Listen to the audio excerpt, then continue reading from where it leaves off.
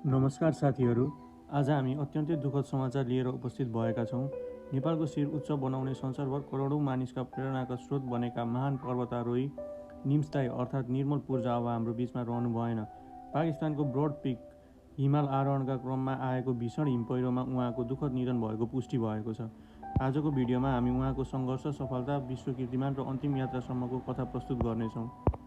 निर्मल पूर्जा नेपालको साधारण परिवारमा जन्मिनु भएको थियो। बाल्यकाल आर्थिक रूपमा सहज थिएन, तर उहाँमा ठुलो सपना देख्ने आँट थियो।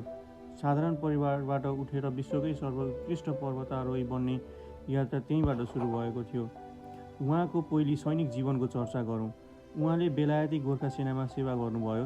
त्यसपछि संसारकै प्रतिष्ठित विशेष फौजमध्ये एक स्पेसल बोट सर्भिस एसबीएसमा समेत सेवा गर्न सफल हुनुभयो।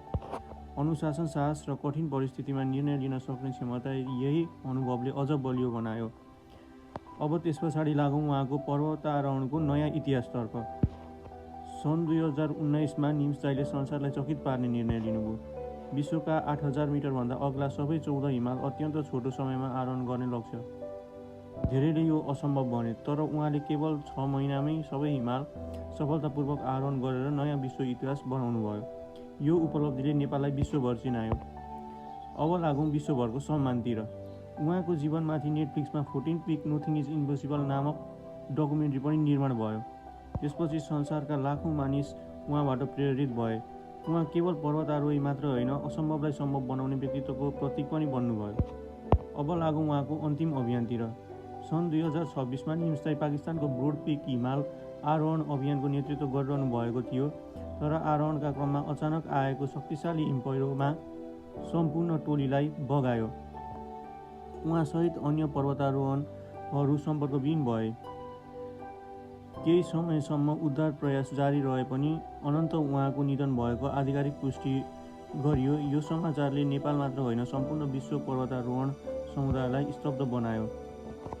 उहाँको निधनपछि नेपालदेखि विश्वभरका पर्वतारोही, खेलकुद कर्मी र लाखौँ समर्थकहरूले श्रद्धाञ्जली व्यक्त गरे। धेरैले भन्नुभयो, एउटा महान पर्वतारोही मात्र होइन, एउटा प्रेरणादायी युगको समाप्त भयो। निम्सदाईले हामीलाई के सिकाउनु भयो त? सपना ठुलो हुनुपर्छ, डरभन्दा ठुलो आत्मविश्वास हुनुपर्छ र जीवनमा असम्भव भन्ने शब्दलाई मेहनतले जित्न सकिन्छ। निम्सदाईको जीवनले यही सन्देश दिएको छ। आज निम्सदाई हाम्रो बीचमा शारीरिक रूपमा नहुनु भए पनि उहाँले बनाएको इतिहास, उहाँको साहस र प्रेरणा सधैँ जीवित रहिरहनेछ। महान नेपाली वीरप्रति हार्दिक श्रद्धाञ्जली। यदि तपाईँ पनि निम्सदाईप्रति श्रद्धाञ्जली अर्पण गर्न चाहनुहुन्छ भने कमेन्टमा रेस्ट इन पिस निम्सदाई लेख्नुहोस्। यस्ता सत्य, प्रेरणादायी र जानकारीमूलक भिडियोका लागि हाम्रो च्यानललाई सब्स्क्राइब गर्न नबिर्सिनुहोस्। धन्यवाद।